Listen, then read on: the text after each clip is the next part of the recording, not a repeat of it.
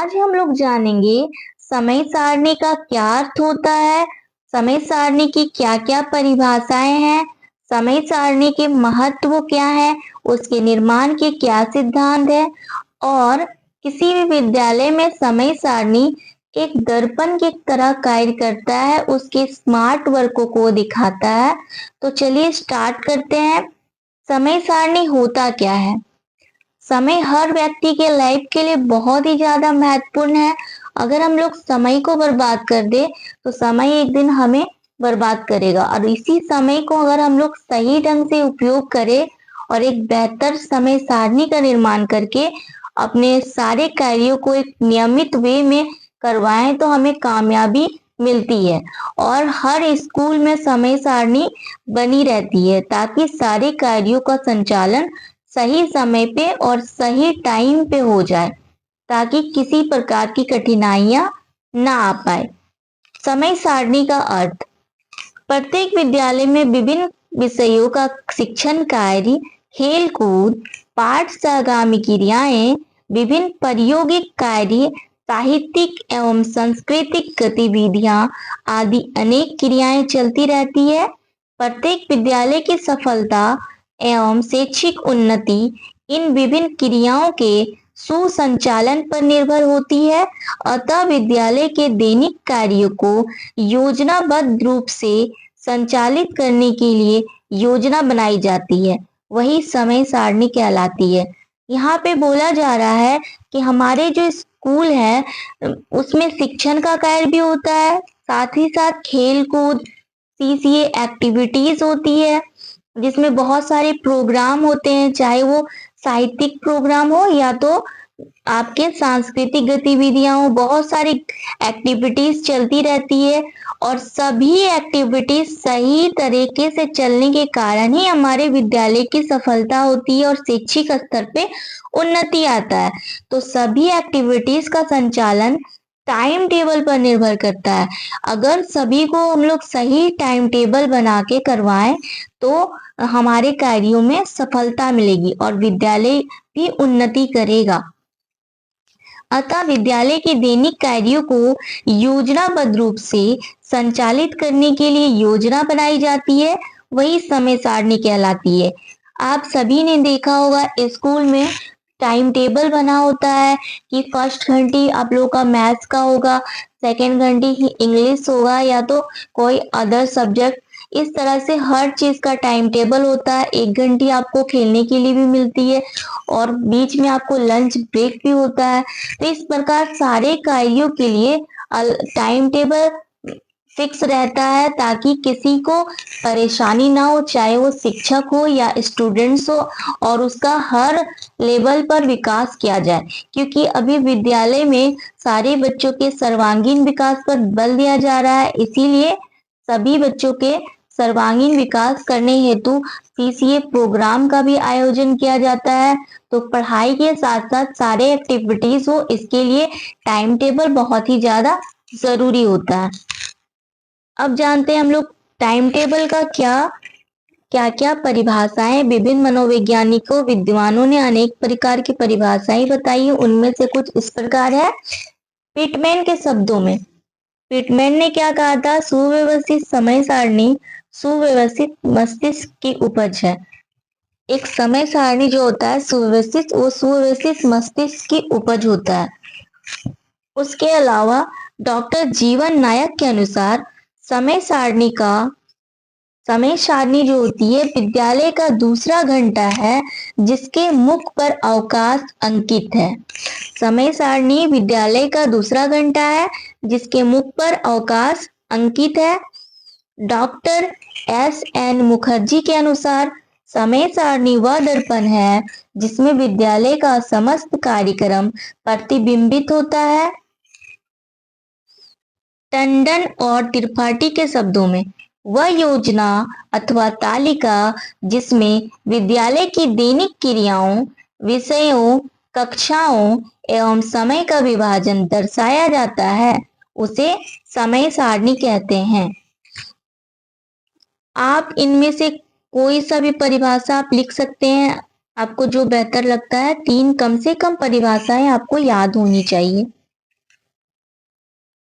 समय सारणी के अब क्या क्या नाम है, उपनाम है, उसके विषय में हम लोग जानेंगे। समय सारणी को और क्या क्या नाम से जाना जाता है। तो पहला जो नाम है समय सारणी का वह है समय तालिका। इसको समय तालिका भी कहते हैं। समय विभाग चक्र के नाम से भी जाना जाता है। प्राथमिकता निर्धारण के नाम से भी जाना जाता है। दैनिक कार्य प्रबंधन के नाम से भी जाना जाता है। समय का नियोजन के नाम से भी इसको जाना जाता है। समय सारणी को समय प्रबंधन कौशल के नाम से भी जाना जाता है। इसको समय प्रबंधन के नाम से भी जाना जाता है। तो इस प्रकार समय सारणी के विभिन्न उपनाम हैं। आप इसी प्रकार डायग्राम के जरिए एग्जाम में दर्शाइएगा तो आपको अच्छे मार्क्स भी मिलेंगे।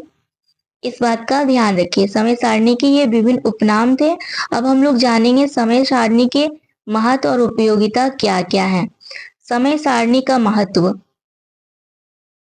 समय सारणी के द्वारा क्या पता चलता है? विद्यालयी कार्यक्रमों का ज्ञान होता है।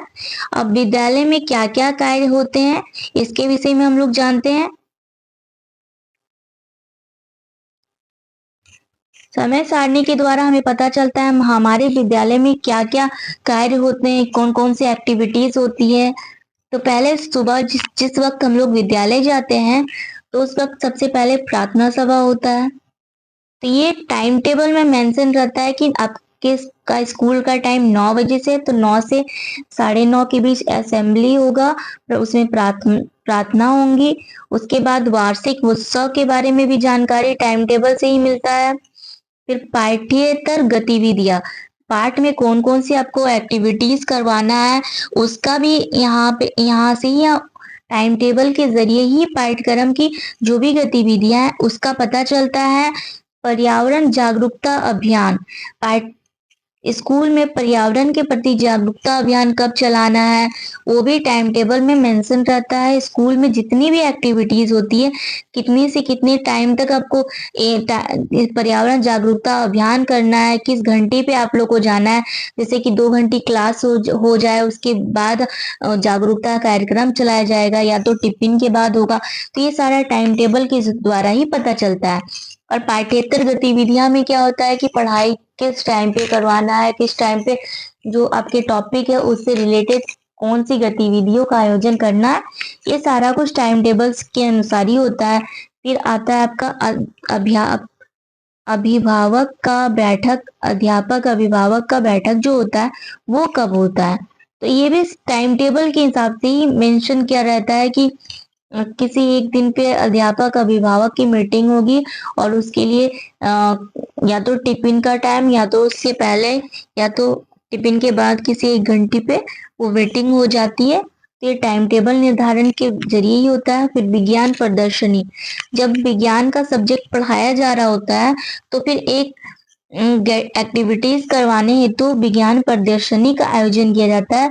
तो विज्ञान प्रदर्शनी के लिए भी टाइम टेबल मेंशन रहता है कि आपको कौन से दिन किस टाइम पे ये विज्ञान प्रदर्शनी का आयोजन किया जाएगा।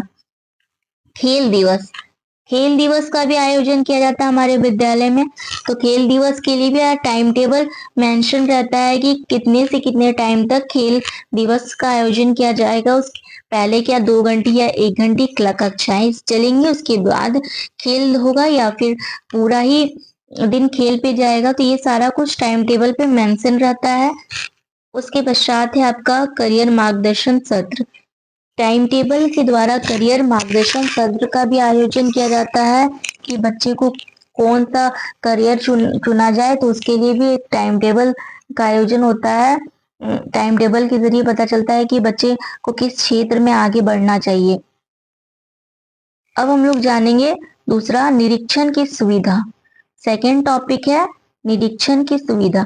टाइम टेबल के जरिए हमें पता चलता है कि हमने जो टाइम टेबल बनाया है उसके वजह से पढ़ाई कितना कारगर हुआ, उसकी जांच की जा सकती है। अगर टाइम टेबल के हिसाब से सब कुछ सही ढंग से चल रहा होता है तो कक्षा की उन्नति की जा सकती है, विद्यालय को एक अच्छे स्तर पर लाया जाता है। फिर तीसरा नंबर पे है कार्य वितरण में समानता। टाइम टेबल जब बना होता है तो सभी शिक्षकों के कार्य वितरण में समानता आती है। किसी भी एक टीचर पे ज्यादा लोड नहीं होता है, भार उस पर ज्यादा नहीं पड़ता है, क्योंकि जब भी पढ़ाई अगर हम लोग एक साथ 1 2 से 3 कक्षाएं एक एक लगातार ले लेते हैं ना, तो हमारा हम भी थक जाते हैं और बच्चे भी बोर फील करते हैं। लेकिन अगर टाइम टेबल बटा रहता है, जैसे कि 45 मिनट करके कक्षाएं या 30 मिनट की जो कक्षाएं होती है, वो वो बच्चों के स्तर के हिसाब से डिवाइडेड रहती है कि जब शुरुआत के टाइम पे जैसे कि 10 बजे पहली घंटी जो होती है वो लंबी होती है, उसके बाद की जो घंटियां होती है वो थोड़े से कम होती है। तो ये सारा कुछ बच्चों के मनोवैज्ञानिकता के आधार पे सब कुछ का वितरण किया रहता है। तो कार्य वितरण में समानता यहाँ पे होती है कि जो भी बच्चे का कार्य होगा किसी एक टीचर के द्वारा नहीं किया जाएगा। सारे शिक्षक अलग अलग सब्जेक्ट्स के होते हैं और सबकी टाइमिंग बटी रहती है, ताकि किसी को कोई परेशानी ना हो। थकान और स्थिरता में भी कमी आती है। थकान, जब हम एक साथ 2 से 3 घंटे लेते हैं तो थक जाते हैं। तो अगर हमें बीच में ब्रेक मिलता है, जैसे कि शिक्षकों का भी जब टाइम टेबल बनता है, तो पहली घंटी अगर उसकी 9th कक्षा में हिंदी की है या फिर मैथ्स की पहली घंटी है, तो उसका 10th क्लास दूसरी घंटी नहीं होगी, उसके बाद तीसरी घंटी होती है। 1 घंटे बीच में गैप उसको मिलता है, ताकि उसे भी थोड़ा आराम मिले जो शिक्षक है, ताकि दूसरी घंटी में वो पूरी एनर्जी दिखा के कक्षा में पढ़ाई करवा सके। और थकान और स्थिरता में कमी आती है इसमें। नैतिक गुणों का विकास भी होता है। श्रम और समय का सदुपयोग भी इसके द्वारा होता है। समय और श्रम का टाइम टेबल के जरिए सदुपयोग किया जाता है, अच्छा यूज किया जाता है, क्योंकि ज्यादा टाइम बर्बाद नहीं होता है। अगर टाइम टेबल बना रहता है ना, तो हर काम एक निश्चित समय पे हो जाता है, जिससे बच्चों का सिलेबस भी कवर हो जाता है और बच्चे एग्जाम के लिए पूरी तरह से तैयार होते हैं और लास्ट टाइम पे उनका बहुत ज्यादा बोझ का सामना नहीं करना पड़ता है। और टाइम टेबल नैतिक गुणों का इसलिए भी विकास करता है, क्योंकि जब टाइम टेबल के अनुसार बच्चे अनुशासन वे में काम करते हैं, तो उनमें नैतिकता का भी विकास होता है। अच्छे से कार्य करने की शक्ति का भी विकास होता है। तो समय और श्रम का भी सदुपयोग होता है इसमें। कार्य कुशलता में वृद्धि भी होती है। कार्य कुशलता में कार्य करने की क्षमता इससे बढ़ती है, क्योंकि आप बीच में ब्रेक दे रहे हो बच्चों को, कुछ किसी टाइम पे लंच ब्रेक हो रहा है, ज्यादा टाइम अगर एक ज्यादा कक्षाएं हो गई, उसकी 2 3 कक्षा उसके बाद अगर लंच ब्रेक दिया जाता है, तो भी बच्चे का माइंड फ्रेश होता है। फिर से कक्षाएं होगी, फिर बीच में आप एक खेलने का टाइम भी होता है, उन लोग का गेम पीरियड होता है, तो वो उससे भी इसकी कार्य कुशलता में वृद्धि होती है। कार्यों में नियमितताएं आती है, मतलब कार्य नियमित टाइम पे होता है, एकदम नियमित रूप से होता है। एक काम के बाद दूसरा काम होता चला जाता है। टाइम टेबल, अगर टाइम टेबल बना ना हो, तो एक शिक्षक निकलेंगे, फिर दूसरे शिक्षक कब आएंगे कब नहीं, उन्हें तो उनकी घंटी का ही पता नहीं होगा, या तो एक ही शिक्षक बहुत टाइम तक कक्षाएं लेते रहेंगे, तो इससे भी परेशानी होगी बच्चों को। अतः टाइम टेबल बनाना बहुत ही ज्यादा जरूरी होती है, ताकि कार्यों में नियमितताएं आए। अनुशासन स्थापना संभव होता है। टाइम टेबल के जरिए अनुशासन की स्थापना की जाती है।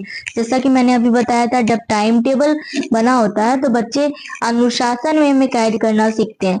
उन्हें पता होता है कि इसके बाद ये काम करना है, वरना ऐसा लगे अगर टाइम टेबल फिक्स नहीं होता है तो कई बार क्या होता है, कुछ बच्चे कक्षा के अंदर होते हैं तो कुछ बच्चे फिर भी घूम रहे होते हैं, उन्हें पता ही नहीं होता है कि उनकी कक्षाएं चल रही है।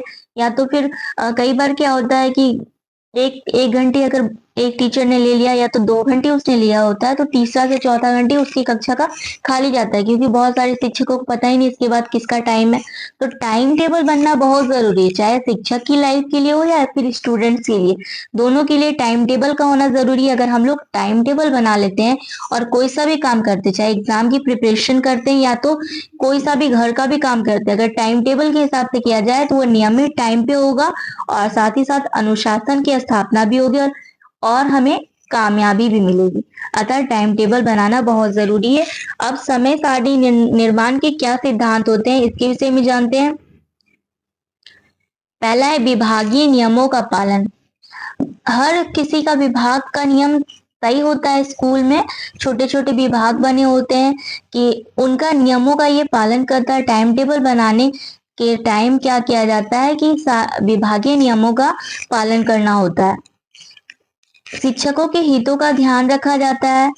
सारे शिक्षकों के हितों का ध्यान रखा जाता है, क्योंकि इसमें पता होता है कि अगर हम लोग लगातार किसी एक शिक्षक का 1 घंटे, जैसे कि 4th घंटी हुई, उसके बाद डायरेक्टली हम फिर 5th घंटी भी उसी टीचर की लगवा देते हैं, तो एक तो 40 मिनट या 45 मिनट या तो 30 मिनट उसकी एनर्जी जा चुकी है। वो पढ़ाई करवा रहा है तो उसके दौरान बोलना भी पड़ता है, तो इससे वो थक जाते हैं।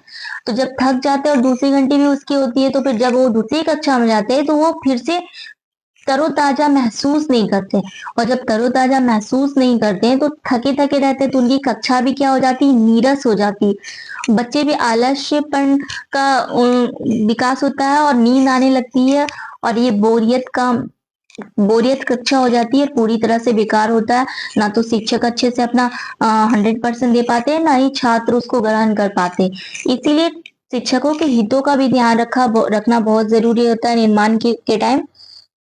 विभाग तो सबके बटे होते हैं कि इस टाइम पे मैथ्स होगा, इस टाइम पे हिंदी होगा, 2nd 3rd घंटे पे इंग्लिश होगा। इस तरह से अलग अलग विभाग को तय किया जाता है। तीसरा होता है व्यापकता। टाइम टेबल निर्माण करते समय व्यापकता होनी चाहिए, क्योंकि जो टाइम टेबल बनता है वो बहुत बड़ा होता है, व्यापक होता है, इसलिए व्यापकता का ध्यान भी रखना चाहिए। विभिन्नता का सिद्धांत। विभिन्नता का भी सिद्धांत है कि हर बच्चे एक जैसे नहीं होता है, तो इसके लिए भी ध्यान रखना चाहिए कि बच्चे की रुचि के अनुसार भी हो, कि सिर्फ पढ़ाई पढ़ाई पढ़ाई ना हो, खेल का भी ध्यान हो, उनका एक्टिविटीज का भी ध्यान हो।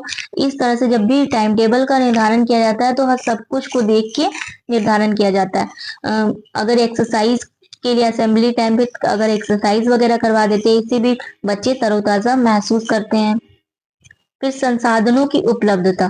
टाइम टेबल के लिए क्या होना चाहिए, संसाधनों की उपलब्धता भी होनी बहुत जरूरी है। मौसम का भी ध्यान रखना चाहिए। जब टाइम टेबल का निर्माण करें तो मौसम का ध्यान रखना बहुत जरूरी है। गर्मी के टाइम पे क्या होगा, अगर आप गर्मी के टाइम पे अगर 10 बजे से कक्षाएं 4 बजे तक रखेंगे, तो इससे बच्चे बीच में जो दोपहर का टाइम होता है उस टाइम बच्चे का ध्यान वैसे भी पढ़ाई पे नहीं रहेगा। स्कूल में बहुत गर्मी होती भी है, बहुत ज्यादा गर्मी से बच्चे परेशान होंगे और पढ़ाई अच्छे ढंग से नहीं कर पाएंगे। इसीलिए मौसम का ध्यान रखना चाहिए। गर्मी के दिन में क्या होती है, मॉर्निंग में कक्षाएं चलती है, 6 बजे से हो जाता है एकदम 11 तक, 11:30 तक छुट्टी हो जाती है उनकी। तो सुबह का जो टाइम होता है उस टाइम कम गर्मी रहती है, इससे बच्चे ध्यान भी ज्यादा दे पाते हैं। तो मौसम का भी ध्यान रखना बहुत जरूरी होता है टाइम टेबल निर्माण करते समय। विषय की कठिनाई का ध्यान तो रखना ही बहुत जरूरी है। फर्स्ट जो आवर होता है सुबह के टाइम पे बच्चे का माइंड फ्रेश होता है, जब वो घर से आते हैं तो उनका माइंड फ्रेश होता है, तो उस टाइम पे हार्ड विषयों को रखना चाहिए, जैसे कि मैथ्स हो गया, तो वो ज्यादा अच्छे से सीख पाते हैं। अगर सुबह के टाइम पे आप हिंदी वगैरह या तो फिर कोई इजी सा टॉपिक रख लें तो बच्चे तो ऐसे ही सीख जाएंगे, लेकिन अगर उसी को आप टिफिन के बाद करवाइएगा, जब बच्चे का माइंड पूरा थक जाता है तो उसको मैथ्स वगैरह कुछ भी समझ नहीं आएगा, ना मैथ्स ना इंग्लिश। इसलिए कठिन जो विषय होते हैं उनको मॉर्निंग के टाइम पे किया जाता है। तो टाइम टेबल बनाते समय इसका भी ध्यान रखना बहुत ही ज्यादा जरूरी है। उसके बाद है लचीलापन। टाइम टेबल का जो निर्माण होता है ना, उसके बाद उसमें लचीलापन होना बहुत जरूरी है। अगर आपको लगता है जब आप टाइम टेबल के जरिए जिस टाइम टेबल का उपयोग करके आप पढ़ा रहे हैं वो कारागार सिद्ध नहीं हो रहा है, तो लचीला रहेगा तो उसको आप बदल सकते हैं, उसमें इम्प्रूवमेंट ला सकते हैं कि यहाँ पे गलती हुई थी, इसको सुधार के इसमें कुछ और ऐड कर सकते हैं। इसीलिए टाइम टेबल में लचीलापन होना बहुत ही ज्यादा जरूरी है। थकान का ध्यान।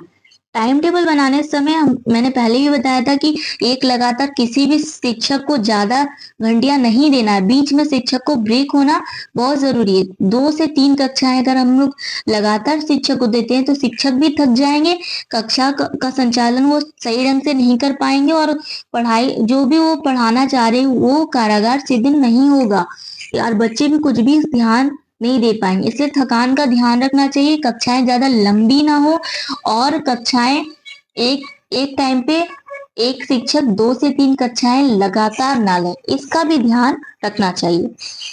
प्रथम क्लास में छात्र मानसिक रूप से एकाग्र नहीं होते हैं, पर उसमें थकान भी नहीं होता। शुरू में जब बच्चे आते हैं तो एकाग्र नहीं होते, लेकिन थकान भी नहीं होता है। अतः क्लास में अपेक्षाकृत थोड़ी कम कठिनाई स्तर वाले विषय समय सारणी में रखने चाहिए। थोड़े कम स्तर वाले समय सारणी में रखना चाहिए।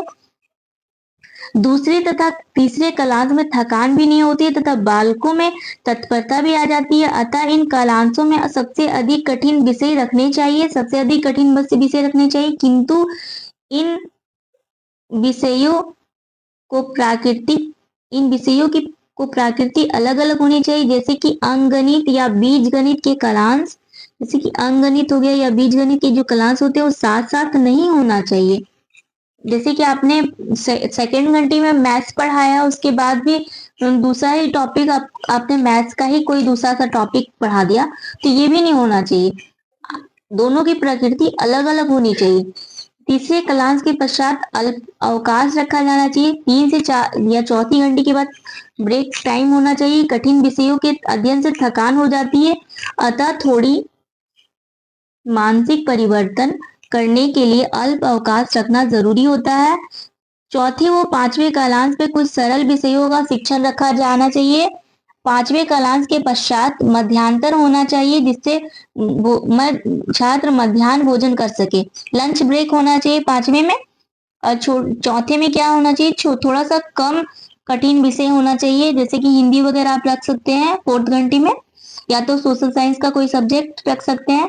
अब मैथ्स के तुरंत बाद साइंस रख दीजिएगा, या तो मैथ्स के तुरंत ही बाद इंग्लिश रख दीजिएगा, तो थोड़ा सा हार्ड हो जाता है। तो बीच बीच में आपको इसका भी ध्यान रखना है कि मैथ्स के तुरंत बाद थोड़ा सा आसान टॉपिक रखें, इसका ध्यान रखना चाहिए। मध्याह्न भोजन के पश्चात छात्रों में ताजगी और स्फूर्ति आ जाती है, अतः छठवें क्लास में पुनः कठिन पाठ पढ़ाया जाना जा सकता है। सातवें क्लास में कुछ सरल विषय रखना चाहिए। आठवें क्लास में बहुत ज्यादा बच्चे थक जाते हैं और घर जाने के मूड पे होते हैं, अतः इसमें सरल विषय का शिक्षण होना चाहिए। या तो आप उस टाइम गेम का टाइम भी रख सकते हो 8वीं घंटे में। समय सारणी निर्माण की प्रमुख समस्याएं। समय सारणी निर्माण की क्या क्या समस्याएं आती हैं। शिक्षकों का अभाव होता है। बहुत सारे शिक्षक, समय सारणी तो हम बना लेते हैं कि ये घंटे में ये टीचर पढ़ाएंगे, लेकिन स्कूल में बहुत सारे शिक्षक नहीं होने के कारण शिक्षकों के अभाव के कारण क्या होता है, एक टाइम जैसे कि 1 घंटे भी मैथ्स वाले सर ने ली तो दूसरे घंटे भी उसको उन्हीं को लेना पड़ता है, क्योंकि टीचर्स की कमी होती है। इसीलिए सबसे पहले तो टीचर्स बच्चों के स्तर के अनुसार, जैसे कि 35:1 का रखा गया है। हम लोगों ने पढ़ा था आरटीई एक्ट के तहत, राइट टू एजुकेशन एक्ट के तहत, जो शिक्षक का अनुपात होना चाहिए 35:1, मतलब कि 35 बच्चों में एक टीचर होना चाहिए। लेकिन आज ये देखने को नहीं मिलता है।